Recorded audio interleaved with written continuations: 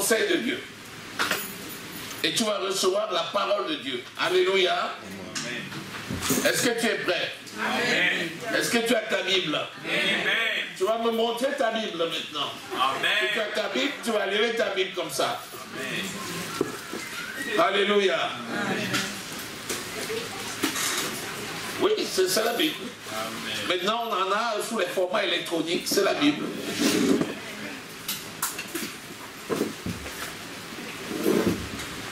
J'ai un trésor merveilleux, le don de Dieu donné sans mesure. Nous voyageons ensemble, ma Bible et moi.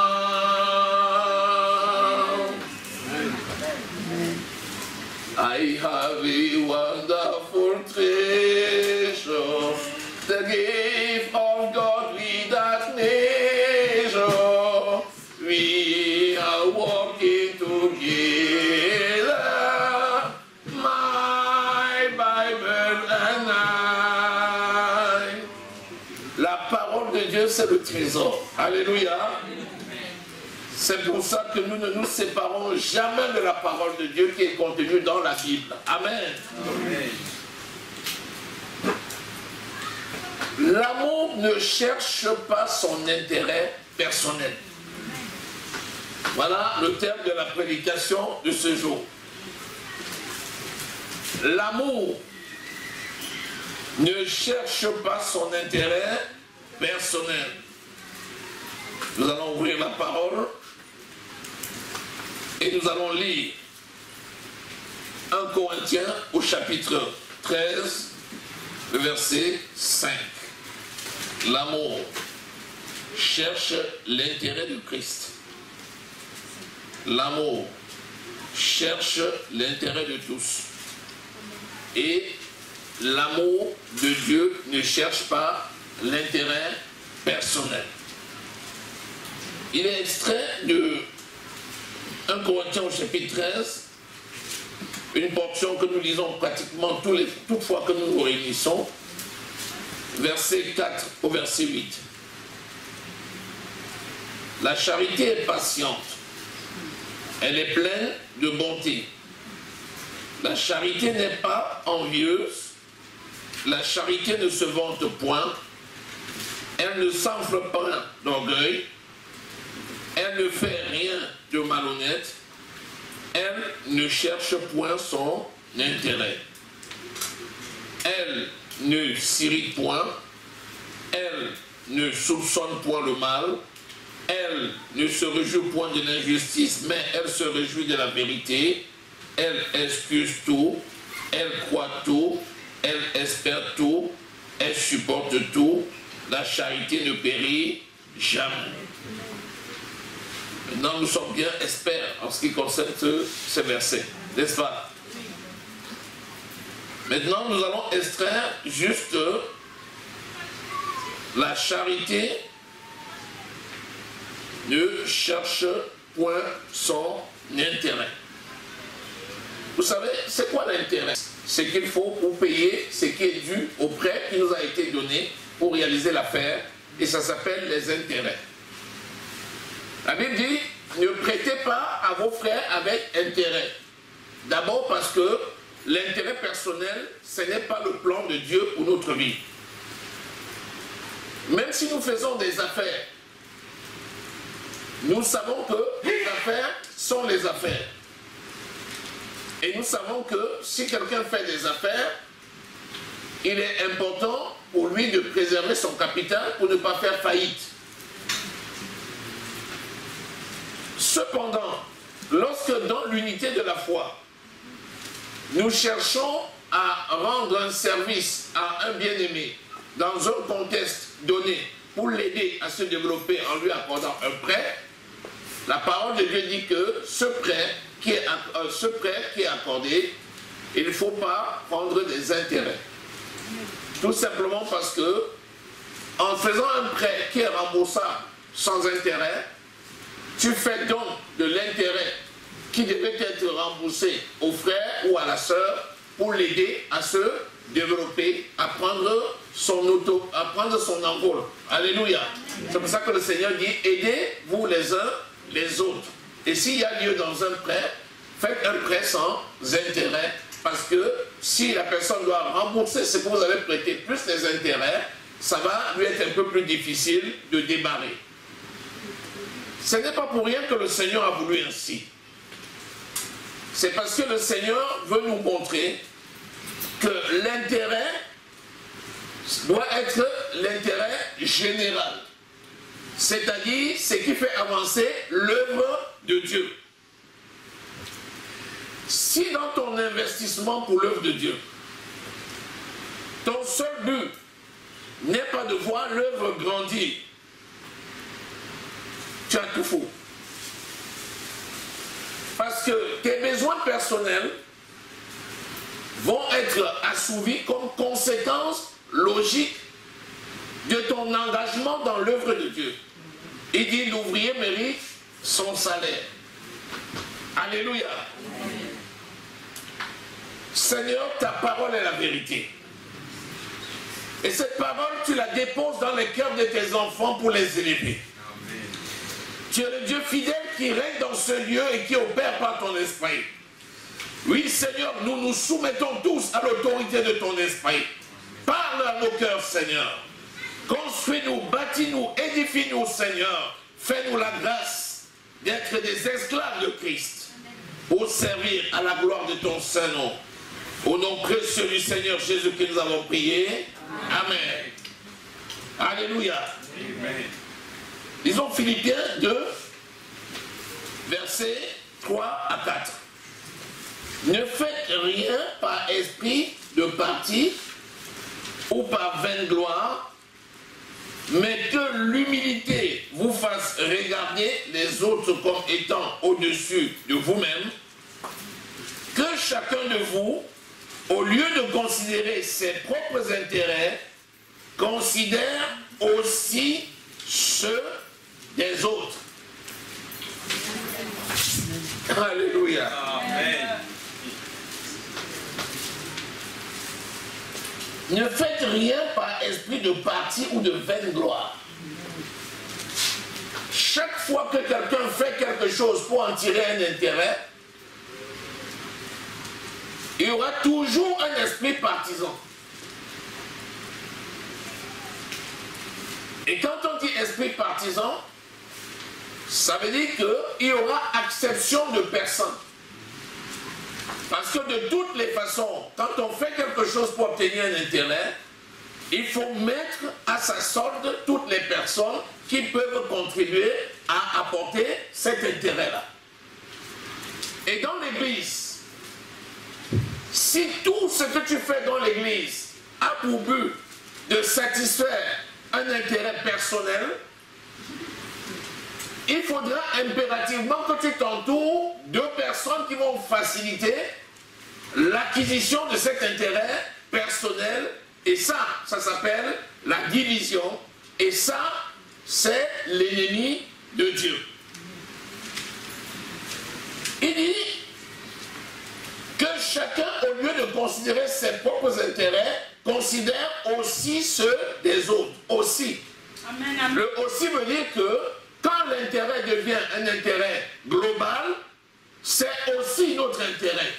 Parce que nous avons intérêt à voir l'œuvre de Dieu grandir. Alléluia. Amen. Donc la meilleure façon d'être élevé, c'est ce que le Seigneur a dit pour répondre aux questions d'un disciple. Il a dit, Seigneur, parmi nous, qui est le plus grand? Parce que là, bientôt là, quand tu vas partir là-bas, tu vas nous laisser entre nous là. Il ne faut pas que derrière, on commence à se... Parce que je ne suis pas sûr que je vais respecter Pierre. Je ne suis pas sûr que je vais respecter Jean. Parce que je veux que tu dises la chose clairement maintenant. Comme ça, on sait qui est le chef. Qu'est-ce que le Seigneur a répondu? Si quelqu'un veut être le plus grand d'entre vous, qu'il soit le serviteur de ses frères. C'est celui qui est serviteur de ses frères qui est le plus grand. Amen. Alléluia. Donc, rechercher son intérêt personnel veut dire qu'on n'a pas tenu compte de l'intérêt des autres. Cet intérêt pour nous qui sommes ici, c'est quoi? C'est la croissance spirituelle. C'est ça, notre intérêt commun, l'intérêt global. Rappelez-vous Éphésiens au chapitre 4. Nous allons lire ça. Je vous le dis, parce que l'Esprit me le dit comme ça. Je lis même à partir du verset 16. C'est lui, Jésus, et grâce à tous les liens de son assistance, grâce au Saint-Esprit, que tout le corps, bien coordonné et formant un solide assemblage, tire son accroissement selon la force qui convient à chacune des parties et s'édifie lui-même dans la charité. Le corps de Christ, c'est l'Église. L'Église tout entière tire son accroissement, c'est-à-dire l'Église tout entière grandit parce que chaque membre de l'Église grandit. Donc, si dans l'Église, tu cherches ton intérêt, ça veut dire que tu cherches à grandir tout seul. Si quelqu'un grandit tout seul alors que les autres ne grandissent pas, l'Église ne grandit pas. Il faut impérativement travailler à l'unité de l'Église. Et il faut considérer donc chaque membre du corps comme un ingrédient qui est nécessaire à ta propre croissance. Comment? Tu peux avoir la relation que tu veux avec le Seigneur. Mais si l'Église ne prie pas en faveur des païens, jamais un païen ne croira au Seigneur. Pourquoi? Le Seigneur dit de prier pour les païens. Parce que la réponse, parce que le cœur de Dieu est touché par les prières en faveur des autres.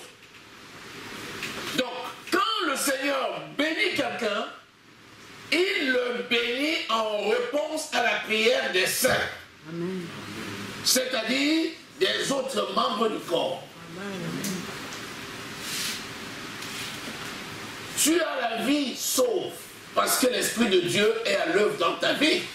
Mais l'Esprit de Dieu opère dans le corps. Et parfois même tu te trouves dans une situation où tu n'as même pas la force de prier. Et pourtant l'Église prie. Et le Seigneur va t'exaucer parce que l'Église prie. L'exemple typique, vous connaissez, c'est l'exemple de Pierre. Alléluia. Acte au chapitre 12.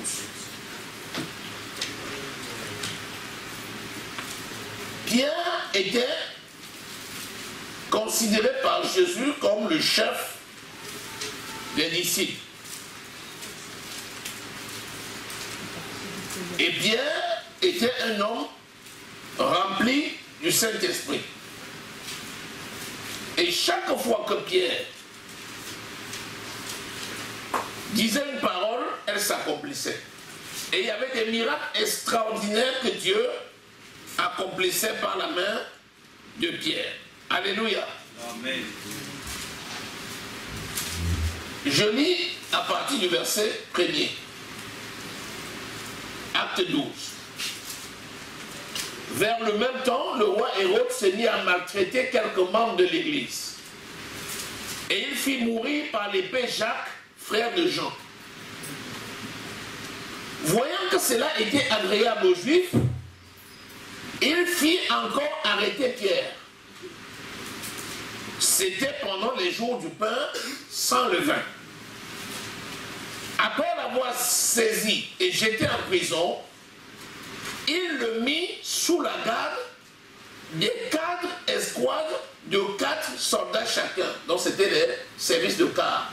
Il y avait chaque fois 4 soldats. Il était enchaîné et il y avait 4 soldats autour de lui. Après 4 heures, après 6 heures, il partait, 4 autres venaient. Après 6 heures, il partait, 4 autres venaient. Et après 6 heures, 4 autres venaient. On dit, avant que l'on ne le tue, il n'aura pas le moyen de s'enfuir. Pierre était donc gardé dans la prison. C'est le verset 5. Et l'Église ne cessait d'adresser pour lui des prières à Dieu. Pierre, c'était un homme de prière. Jacques était un homme de prière. L'Église était dans la distraction. Quand ils ont arrêté Jacques et ils l'ont tué. Quand l'Église s'est rassemblée et a commencé à dire quoi? C'est arrivé à Jacques, mais si on ne sait pas faire, ils vont tuer tous les disciples. L'Église a commencé à adresser quoi? D'instantes prières à Dieu en faveur de Pierre. Amen. Et la réponse est venue. Est-ce que Jacques avait été tué parce que Jacques ne priait pas? Est-ce que Pierre dans la prison ne priait pas? Mais ni Pierre ni Jacques ne pouvaient faire sans l'Église. Amen. C'est pour ça que dès qu'ils se sont réunis pour prier, l'onction de Dieu est descendue. Amen. Et l'ange de l'Éternel est allé dans la prison et a délivré Pierre de la main de ceux qui voulaient le tuer. Parce qu'on attendait la fin du week-end pour le tuer lui aussi. Voilà l'importance du corps de Christ. L'Église, c'est un corps. 1 Corinthiens chapitre 12 nous dit que même les membres du corps qui semblent être de moindre importance, ce sont ceux qui sont entourés du plus grand honneur. Amen, amen. Alléluia. Amen. Vous savez, la nature, en médecine, quand on a étudié le corps humain, il y a certains organes qu'on avait dit c'était des organes qui étaient inutiles. Parce que quand on a étudié les fonctions, on a vu que, on dit mais elles ne servent à rien. Certains ont même dit mais à quoi ça sert? Mais plus le temps passait, plus on se rendait compte qu'en réalité, ces organes qui avaient l'air de ne servir à rien étaient d'une importance capitale parce que c'était des organes qui participaient au système de défense de l'organisme. Parmi les os, il y a certains os qu'on appelle les os surnuméraires, c'est-à-dire au lieu d'en avoir 10 comme tout le monde, quelqu'un en a 11. Ou alors certains os qui sont sur le corps, mais que l'on qualifie de pas nécessaires. Ça veut dire qu'on n'a pas besoin de ces os-là pour que quelqu'un puisse marcher à l'équilibre. On n'a pas besoin, si ces os-là manquent, ça ne va pas empêcher à la personne de fonctionner normalement. Et pendant très longtemps, jusqu'à ce que la science, en se développant, on se rende compte que chaque fois qu'il y avait le vieillissement dans l'organisme au niveau osseux, quand il fallait aller prendre la réserve osseuse pour reconstruire, ce sont ces os-là qui servaient à la réserve de reconstruction. Donc Dieu avait planifié et il avait mis un stock d'os qui devait servir à remplacer les autres défaillants. Alléluia. Amen. Dans l'église, c'est comme ça. Si tu regardes avec les sens de la chair, tu vas considérer que certaines personnes dans l'église ne servent pas à grande chose. Certaines personnes disent, oh, il vient même, s'il vient même, on sait même. Même s'il ne vient pas, est-ce qu'on sait même? Il fait même quoi? Je vais te rappeler qu'il n'y a personne qui soit arrivé dans l'église sans que le Seigneur ne l'ait appelé. Amen. Et il n'y a personne qui est appelé dans l'église arrive sans que le Seigneur n'ait disposé pour lui une fonction. Amen. Il reste juste que chacun se mette à la place pour laquelle le Seigneur l'a appelé. Et donc, si quelqu'un dans l'église croise les bras, ça veut dire qu'il n'a pas occupé la fonction qu'il doit occuper. Tout simplement. Parce que le Seigneur n'appelle pas des spectateurs. Vous connaissez les inspecteurs des travaux finis. Et il arrive quand tout est déjà là, il dit c'est beau, hein? Ah mais qui a disposé les chaises comme ça? Ah mais c'est joli. Ah mais c'est bien. Voilà. Il donne une appréciation et puis ça va. Il ne se pose pas la question, mais pourquoi on a disposé comme ça? Est-ce qu'on a besoin de personnes? Est-ce que la nouvelle disposition requiert davantage des bras? Il y a des gens qui ne se posent pas cette question. En réalité, personne n'est inutile dans la maison de Dieu. Chacun a une fonction bien spécifique ou alors même un ensemble de fonctions parce que le Seigneur donne des talents qui sont divers. À certains, il donne 5 talents, à d'autres, il en donne 3, d'autres 4, d'autres, il va en donner 2, d'autres, il va donner 1. Quelqu'un peut avoir un seul talent aujourd'hui et en avoir davantage au fil du temps. Parce que c'est l'Esprit qui distribue à chacun selon son bon vouloir et aussi selon la disposition des uns et des autres. Alléluia. Amen. Donc tu ne peux pas dire dans l'église, je ne sers à rien. Tu ne peux pas dire à l'église, telle personne est inutile. Je vais fonctionner seulement avec tel, puis tel, puis tel, puis tel, puis tel, parce qu'avec eux, nous pouvons faire bouger le truc. Mais les autres, ils ne servent à rien. D'ailleurs, même s'ils viennent, tu ne sais même pas s'ils sont venus. Non, on ne dort pas. Alléluia. Amen. Béni soit le Seigneur. Amen. La parole de Dieu est vivante. Elle est tranchante.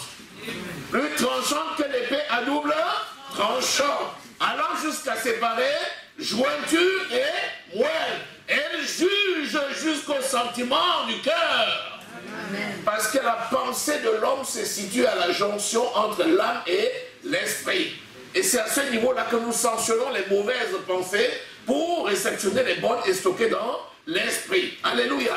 Et c'est la parole de Dieu qui est l'épée à double tranchant qui permet de retrancher ce qui est mauvais et qui permet de stocker ce qui est bon. Alléluia. Donc si tu es distrait, les mauvaises choses risquent de se stocker dans ton esprit et ça je ne veux pas. Alléluia. Est-ce que tu es là? Acclame le Seigneur. Béni soit le Seigneur. Donc l'apôtre Pierre, le grand Pierre, a été délivré parce que l'Église ne cessait d'adresser d'instants de prière à Dieu. Donc je t'invite, toi qui es membre du corps de Christ, à être actif dans l'Église en faveur des saints, en faveur des saints, en faveur des saints, mais aussi en faveur des païens. Alléluia. Parce que si nous ne prions pas, l'Église, les païens ne seront pas sauvés. Alors notre devoir est de prier. Nous allons continuer à prier pour eux. Nous revenons sur Philippiens au chapitre 2. Alléluia. Au partir du verset 20, Jésus dit ceci. Je n'ai personne ici qui partage mes sentiments pour prendre sincèrement à cœur votre situation. L'apôtre Paul. Tous, en effet, cherchent leur propre intérêt et non ceux de Jésus-Christ. Or, chaque fois que quelqu'un cherche ses propres intérêts, il néglige ceux des autres. Et donc, il néglige les intérêts de Jésus. Parce que l'intérêt de Jésus, c'est le salut des âmes. Alléluia. Amen. Béni soit le Seigneur. L'intérêt de Jésus, c'est le salut des âmes. Et donc, nous sommes là pour défendre les intérêts de notre Père. Alléluia. Amen. Nous sommes là pour racheter les âmes et nous sommes là pour travailler et faire avancer l'œuvre. Amen. Amen. Vous savez, l'intérêt, la Bible dit que si tu travailles pour le Seigneur, tu fais bien.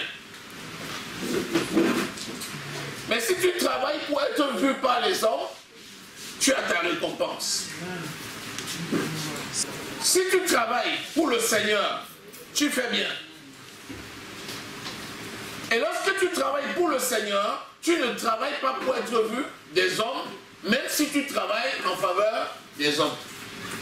Parce que tu ne peux pas servir le Seigneur si tu ne sers pas les êtres humains que tu vois. Si quelqu'un pense pouvoir servir Dieu sans être au service de ses contemporains, il ne peut pas servir Dieu. Parce que si tu n'aimes pas l'homme que tu vois, comment peux-tu prétendre aimer Dieu que tu ne vois pas? Mais si tu sers Dieu au travers des hommes et que tu cherches la récompense auprès des hommes, tu as ta récompense terrestre. Et c'est dommage. L'église, c'est un lieu où on ne vient pas se faire voir. Mais c'est un lieu où on vient servir l'Éternel. Quand on sert dans l'église, on ne sert pas pour chercher l'approbation des hommes. On ne cherche pas, Vous voyez Jésus. La Bible nous dit que quand les gens venaient à Jésus, ils disaient, cet homme est un homme de Dieu. D'autres venaient et disaient, cet homme c'est un démon. La Bible dit que tout ceci pour Jésus, c'était pas un facteur. Toi, tu travailles pour le Seigneur et pas pour être vu des hommes. Tu ne cherches pas l'approbation des hommes, tu cherches l'approbation du Seigneur. Mais il est indéniable que si tu fais ce qui est bon, moi, je ne manquerai pas de te féliciter pour te dire merci, c'est bien ce que tu fais. Le Seigneur veut que nous puissions nous féliciter les uns les autres, nous encourager les uns les autres. Mais nous ne travaillons pas dans le Seigneur pour être vus des hommes. Mais nous travaillons avec le Seigneur au service des hommes pour servir le Seigneur. Alléluia. C'est très différent. Et c'est très, très important. C'est pourquoi tu dois mettre pour priorité absolue de servir Dieu et non les hommes. Alléluia. Béni soit le Seigneur. Disons 1 Corinthiens au chapitre 10, au verset 24. Que personne ne cherche son propre intérêt, mais que chacun cherche celui d'autrui. Si tu appliques ça à outrance, les gens disent que tu es altruiste. C'est-à-dire quelqu'un qui ne s'occupe plus de lui-même, il fait que s'occuper des autres. Vous savez, il y a des gens qui ne se font jamais soigner, mais ils accompagnent les malades à l'hôpital tous les jours. Dès que l'enfant tousse, il l'amène à l'hôpital. Dès que quelqu'un a un problème, il l'amène sur le docteur. Mais lui-même, il souffre dans sa chair, il ne va jamais consulter. C'est pas de ça que le Seigneur parle. Quand il dit de se rendre serviteurs les uns des autres, il n'a pas demandé de s'oublier soi-même. Si tu n'es pas en bonne santé, comment veux-tu donner la bonne santé aux autres? C'est pourquoi tu dois croire que tu es en bonne santé. Amen. Et tu vas te consacrer pour te donner aux autres. Alléluia. Amen.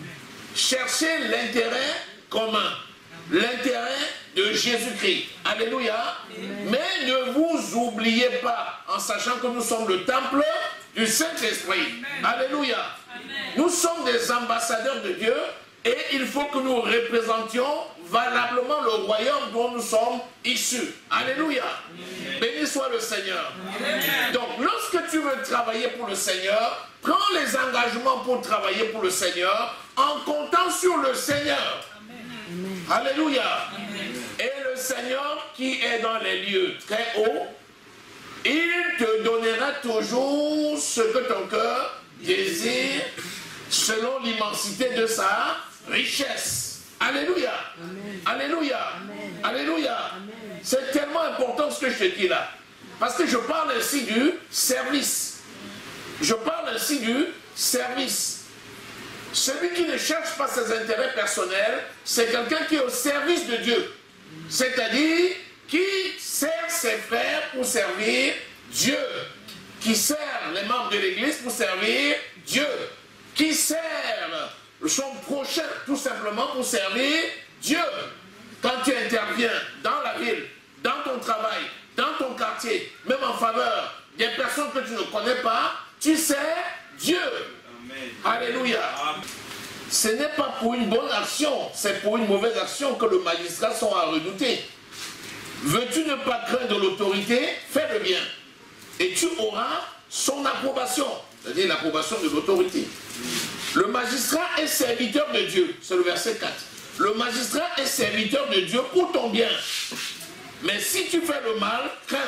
Ce n'est pas en vain qu'il porte l'épée, étant serviteur de Dieu pour exercer la vengeance et punir celui qui fait le mal.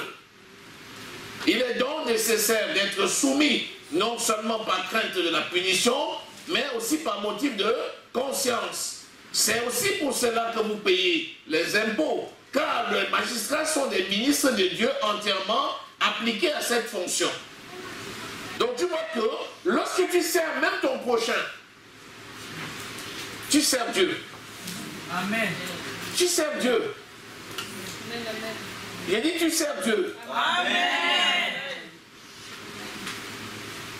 Même le prochain. C'est-à-dire, tu n'es pas dans l'église, tu es dans la rue, tu rencontres quelqu'un, tu te mets au service de cette personne, tu sers Dieu. Amen. Parce qu'il n'y a pas d'être humain qui ne soit aimé de Dieu. Alléluia. Amen. Il dit exercer l'hospitalité envers tous, mais surtout envers les frères en la foi. Ça veut dire qu'au service de tes frères dans la foi, tu fais bien. Mais tu ne te limites pas là. Tu dois être disposé avec tous. Qu'en est-il alors pour ce qui concerne l'Église? Dans l'Église, nous ne sommes pas dans des recherches d'intérêt personnel. Nous sommes dans l'Église au service de Dieu. Et nous servons les uns les autres dans la crainte de l'Éternel. Alléluia. C'est ça la soumission qu'il nous dit dans Éphésiens au chapitre 5, le verset 21. Il dit, soumettez-vous les uns aux autres dans la crainte de l'Éternel. Donc lorsque tu travailles dans l'église en faveur de ton frère, tu n'as pas péché. Lorsque tu rends un service à un saint, tu n'es pas inférieur. Au contraire, le Dieu de toute grâce t'élève parce que tu as rendu un service à un être que Dieu a créé et que Dieu aime. Alléluia. C'est pour ça que nous ne faisons pas de calcul quand il concerne la parole. Quand il faut rendre un service, nous le rendons. Bien sûr, toujours selon la disponibilité, ce que tu possèdes. Parce que tu ne peux pas donner à quelqu'un ce que tu n'as pas. Mais ce que tu as, dans les limites de tes possibilités, tu mets à disposition. Alléluia. Béni soit le Seigneur. Amen. Ne recherche pas ton intérêt personnel. Dans l'église, c'est Dieu qui élève dans l'église. Et si le Seigneur a appelé quelqu'un à exercer un ministère, un homme ne peut pas le bloquer. Fût-ce le pasteur de l'église. Est-ce que tu as saisi ça? Amen. Mais si tu as reçu quelque chose de Dieu et que tu dois l'exercer dans l'église, le Seigneur va utiliser le pasteur de l'église pour t'élever. Comment? Par la connaissance de la parole, par la soumission à l'autorité, le Seigneur va t'élever. Parce que si tu n'es pas soumis à l'autorité que le Seigneur a établie, comment peux-tu être soumis à Dieu? Déjà même l'autorité publique, nous venons de lire. Tu dis, ah, le maire, c'est le maire, le maire c'est pas mon Dieu, moi je sers Jésus. Je m'en fous du maire. Non, tu t'en fous pas du maire. Le maire, c'est l'autorité administrative de cette ville. Le maire est serviteur de Dieu. Quand il dit ça à quelqu'un, il saute, il dit quoi? Il raconte le maire. J'ai lu, c'est moi qui ai écrit la Bible. Non. Le maire est serviteur de Dieu. Est-ce que ça veut dire que le maire est né de nouveau? Non. Dieu utilise qui il veut. Cette fois-ci c'est le maire, mais il peut utiliser même un animal pour le servir. Amen. Tu as compris la nuance? Amen. Donc quand tu respectes les autorités, ce n'est pas une faiblesse. Tu respectes Dieu. Bien sûr, si l'autorité te dit de faire ce qui est conforme à la parole, tu fais. Mais quand il te dit ce qui est fait, ce qui n'est pas conforme à la parole, tu dis non. L'autorité suprême est au-dessus de tous. Je ne peux pas faire ce qui n'est pas conforme à la parole. Encore que l'autorité n'a même pas à t'obliger à faire quoi que ce soit. Il y a ce qu'on appelle le droit de retrait. Ça existe dans le droit. On peut te dire, tu fais telle chose, tu dis non, je ne veux pas faire. Un autre collègue doit le faire, et pas moi. C'est le droit de retrait. Donc la loi a tout prévu pour que nous ne soyons pas dans la contrainte pour faire des choses qui sont contraires à la parole de Dieu. S'il en est ainsi, même dans le monde, qu'en est-il donc des enfants de Dieu? Le respect de l'autorité spirituelle, c'est capital si on veut être élevé. Amen. Tu vas me demander, si le Seigneur appelle quelqu'un ministre, est-ce que toute sa vie, il peut ne pas exercer le ministère? Bien sûr, il y en a même qui refusent. Viens là, j'ai besoin de toi. Prends, va me faire ceci. Non, je ne veux pas. Vous n'avez jamais vu ça? Il y a quelqu'un, écoute, j'ai besoin de toi là, j'ai un travail là. Il dit non, ça ne m'intéresse pas. Il y a des gens qui disent non à Dieu. Le Seigneur l'appelle à l'évangélisation, il fuit l'évangélisation. Le Seigneur l'appelle au pastorat, il fuit le pastorat. Et il y a des gens qui fuient le pastorat. Il dit, ah, c'est trop dur. C'est trop dur. Comme le pasteur là. Non. Avec tout ce qu'on lui fait là. Ah non, si c'est moi, je vais tout casser. Est-ce que c'est la force? C'est celui qui appelle, c'est lui qui qualifie et c'est lui qui fait. Amen. La Bible dit que c'est le Seigneur lui-même qui le fera. Amen. La vérité c'est quoi? c'est que les hommes qui sont mis là, c'est des instruments qui servent à la gloire de Dieu. Et c'est Dieu qui agit lui-même. C'est lui-même qui opère. Alléluia. Celui qui sert Dieu est au repos. Tu penses que ce n'est pas la force? Non. Zacharie 4, verset 6. Ce n'est ni par la force, ni par la puissance, mais c'est par mon esprit, dit le Seigneur. Donc lorsque tu acceptes une mission de Dieu, sache que c'est celui qui t'a appelé qui lui-même va faire par tes mains. Est-ce qu'on t'a dit que Paul faisait des miracles extraordinaires? Est-ce qu'on t'a dit que Pierre faisait des miracles extraordinaires? La Bible dit que, et le Seigneur faisait des miracles extraordinaires par les mains de Paul, par les mains de Pierre. Amen. Tu as compris ça? Yeah. Donc quand tu acceptes l'appel du Seigneur, le Seigneur lui-même va travailler avec toi. Lisez ça dans Marc au chapitre 16. Le verset 20. La Bible dit que quand le Seigneur les a envoyés travailler, ils ont obéi à la mission, le Seigneur travaillait avec eux. Et c'est le Seigneur lui-même qui accomplissait les miracles pour apporter la preuve que la parole marche. C'est le Seigneur lui-même qui faisait des miracles par la main des disciples. Donc quand tu reçois l'appel, tu es au repos. C'est l'Esprit qui travaille par toi. Alléluia. Est-ce que quelqu'un a saisi? Amen. Si l'appel se présente à toi, ne fuis pas. Reçois l'appel. Et commence à te réjouir. Ça ne peut pas te dépasser au nom de Jésus. Amen. Ça ne te dépassera jamais.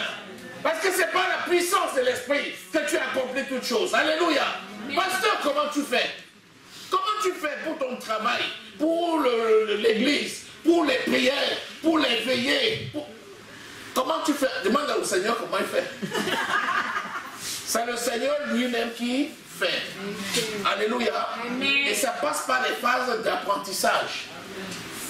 Ma capacité à me réveiller tous les matins à 5 heures pour prier aujourd'hui, ce n'est pas venu comme ça d'un jour. Au fur et à mesure, le Seigneur m'a donné la capacité de le faire. Maintenant, je peux dormir certains jours, le Seigneur me met même debout. Tu dors et puis, dans ton sommeil, tu vois que tu es debout et tu te lèves et tu es debout.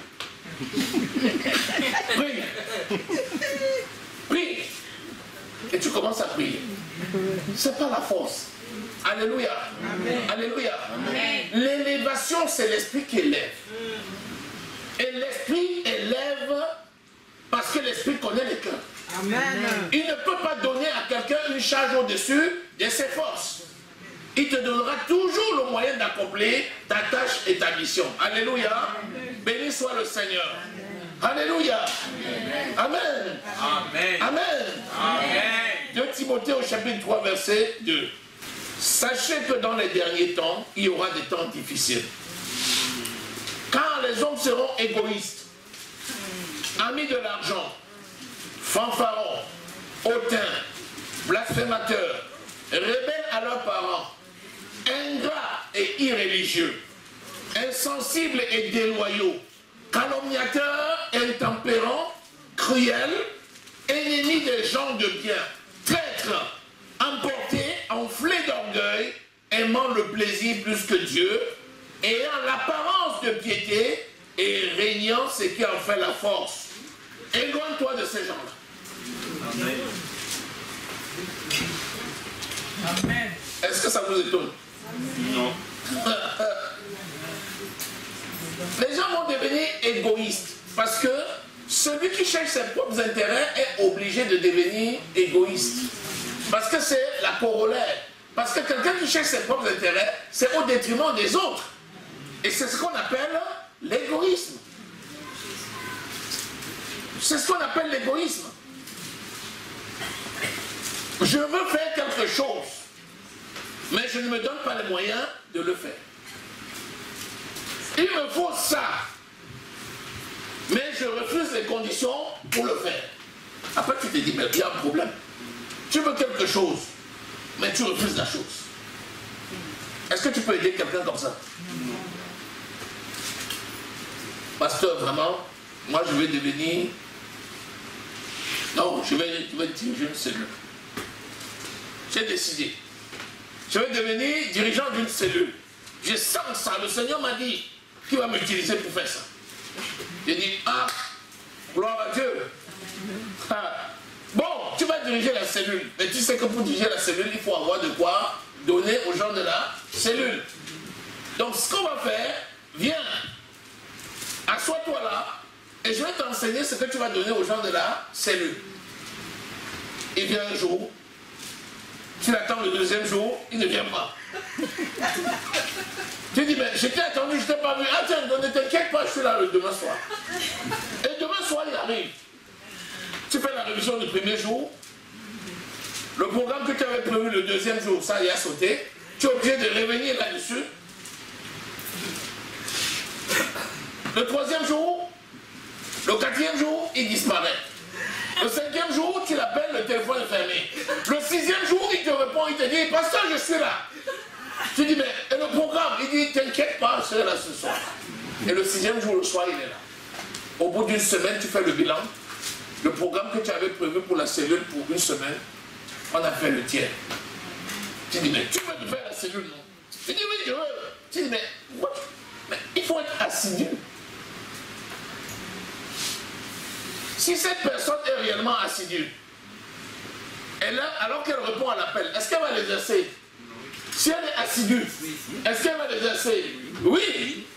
Elle va exercer parce que, 1, il y a eu appel, 2, elle a répondu à l'appel, 3, elle a pris la connaissance. Donc, elle va l'exercer.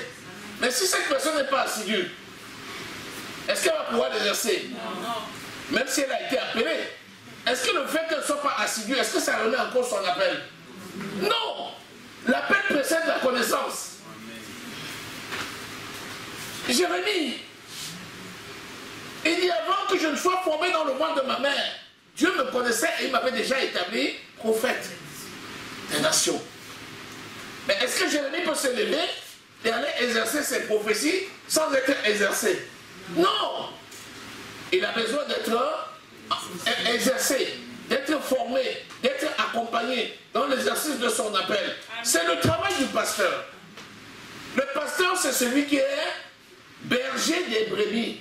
Ça veut dire que chaque brebis a ses caractères qui lui sont propres.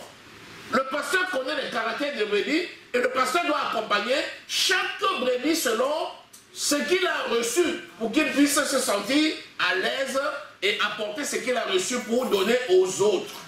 C'est ça le rôle du pasteur. C'est pour ça qu'il faut regarder l'intérêt de tous. Si tu as été appelé enseignant, ce que tu dois regarder, c'est le niveau de l'enseignement de l'Église. Tu dois voir déjà comment le Seigneur va t'utiliser pour édifier toute l'Église. Ça, c'est rechercher l'intérêt collectif, l'intérêt général. Et c'est ça que le Seigneur veut. Quelqu'un qui aille et qui s'occupe des brebis. Ce n'est pas quelqu'un qui ne regarde qu'à lui. Moi, c'est moi. Si je ne suis pas là, vous allez faire moi. Je suis important. Alléluia. L'œuvre de Dieu, c'est très facile, hein? Mais c'est complexe. C'est le Saint-Esprit qui rend l'œuvre de Dieu facile. Parce que le Saint-Esprit, c'est le patron. Avec lui, tout est possible. Mais toi, dans ta chair, rien n'est possible. Parce que le salaire du péché, c'est la mort. Mais le don gratuit de Dieu, c'est la vie éternelle en Jésus-Christ notre Seigneur. Alléluia. Donc, les gens qui vont partout, ils cherchent la faveur des hommes au lieu de marcher selon la parole de Dieu. Ce sont des personnes qui malheureusement cherchent leur propre intérêt et ça ne leur apporte jamais rien. Et nous allons finir en lisant 2 Timothée au chapitre 4, versets 2 et 4. Prêche la parole. Insiste en toute occasion, favorable ou non. Reprend, censure, exhorte, avec toute douceur et en instruisant.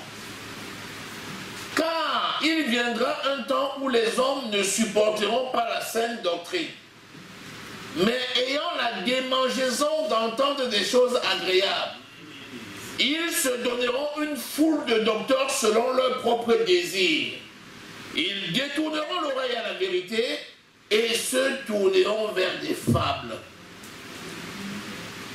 Encore, dis-moi, je veux un peu entendre. Tu lui dis, c'est qui conforme la vérité, il dit, ah non, tu ne connais rien. Il va encore voir un frère. Il pose la même question. On reprend le même verset, on lui dit, vous ne connaissez rien. Il va chercher une troisième personne. On lui dit, ben c'est ça, c'est clairement écrit, il dit, ah non, vous ne connaissez rien. Il va faire jusqu'à trouver une personne qui va lui dire comme il a envie d'entendre. Il va dire, ah voilà, c'est toi qui as la vérité. Ça s'appelle les fables. Alléluia. Ça s'appelle les fables. Je vais te donner un exemple fréquent de fable. La parole de Dieu dit, un serviteur de Dieu est établi comme ministre dans l'église. Honorez-le et respectez-le. Un autre vient dit, je ne suis pas venu dans l'église pour chercher un homme, je suis venu chercher Dieu. Donc moi, je n'ai pas de compte à rendre au pasteur, j'ai un compte à rendre à Dieu.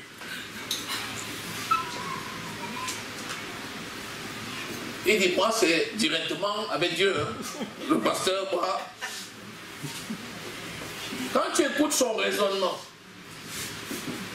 dans son raisonnement, tu vas lui dire, mais il a raison.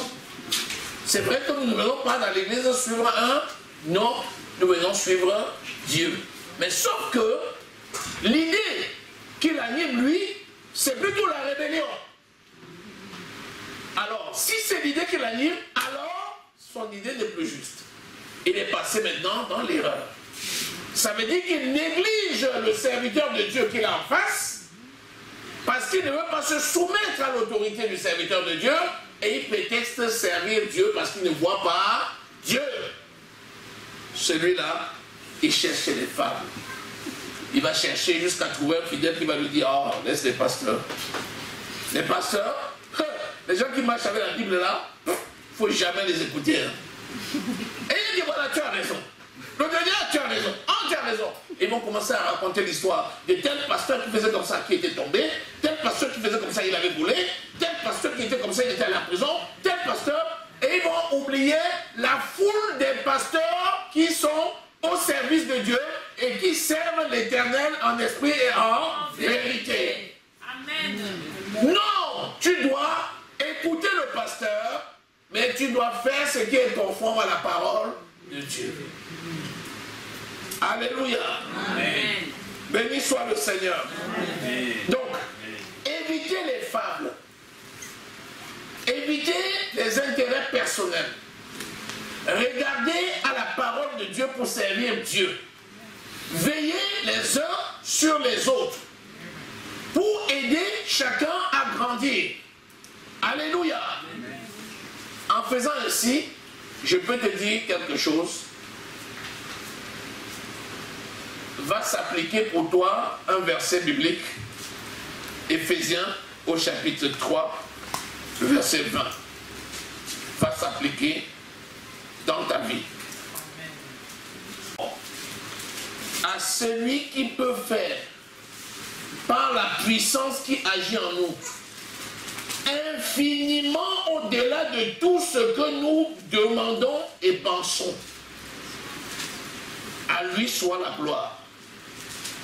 Dans l'Église et en Jésus-Christ, dans toutes les générations, au siècle des siècles. Amen. Amen. Tu vas arriver à un statut où tu ne penseras même plus à toi-même. Pourquoi? Parce que l'Esprit de Dieu va te dévancer. C'est la bénédiction qui va courir après toi. Ce n'est pas toi qui vas courir après la bénédiction. Parce que tu arrives dans un statut où le maître qui t'a envoyé en mission va veiller sur toi, en sorte que tu n'aies rien qui peut te distraire, pour te laisser le soin de faire l'œuvre pour laquelle tu as été appelé. Alléluia. Ce verset-là, il s'applique dans ce cas-là. Celui qui considère les autres comme lui-même, et même au-delà de lui-même. Celui qui sert le Seigneur et qui voit Jésus dans chaque détail qu'il a autour de lui. Quand tu regardes regardes ton frère, tu dois voir Christ. Quand tu regardes ta soeur, tu dois voir Christ.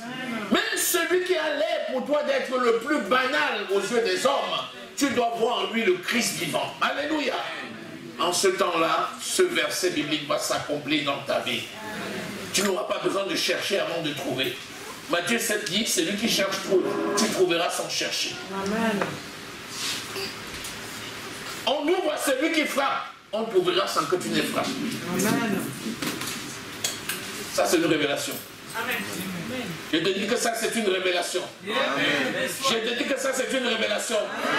Je te dis que ça, c'est une révélation. Parce qu'il y a un principe. Le principe de la sémence et de la récolte. Le principe du donner et du recevoir. Ce sont des principes spirituels. Mais quand tu es consacré à l'œuvre de Dieu, tu moissonneras là où tu n'auras pas semé. Tu recevras ce que tu n'auras pas demandé. Parce que l'Esprit de l'Éternel va te dévancer dans tous les domaines. Il va ouvrir toutes les portes nécessaires pour toi. Tu n'auras pas besoin. Les bonnes portes vont s'ouvrir toutes seules. Et les mauvaises vont se fermer. Acclame l'Éternel des armées.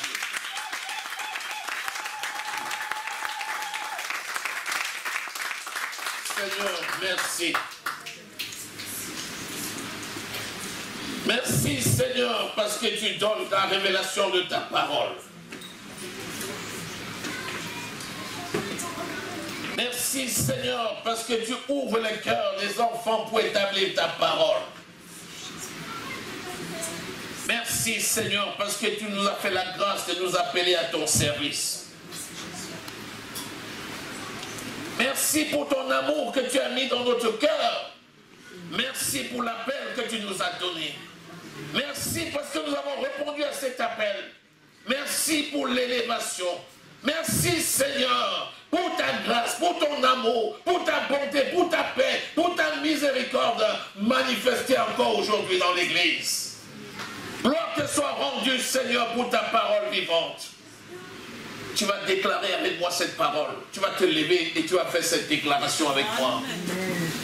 Au nom de Jésus-Christ, de l'Église, je cherche l'intérêt de ma communauté. Je cherche l'intérêt de ma communauté. Je cherche l'intérêt de mon pays. Je cherche l'intérêt de mon pays. Au travers de la parole de Dieu. Au nom de Jésus, je déclare que rien ne me séparera de l'amour de mon Dieu. Je ne connais pas la distraction. Au nom de Jésus, mais je suis amour. Je sers mon Dieu en servant les hommes, en servant les femmes, en servant les frères, en servant l'Église. Au nom de Jésus, je ne fais plus cas de moi, mais je prends soin de l'œuvre de Dieu tous les jours de ma vie. Au nom de Jésus, je reçois, même lorsque je n'ai pas demandé. Au nom de Jésus, la porte s'ouvre devant moi, même lorsque je n'ai pas frappé. Au nom de Jésus, je trouve, même lorsque je ne cherche pas. Au nom de Jésus, Amen. Acclame le Seigneur. Acclame le Seigneur des Seigneurs. Alléluia. Amen. Amen. Merci Seigneur. Nous pouvons nous asseoir.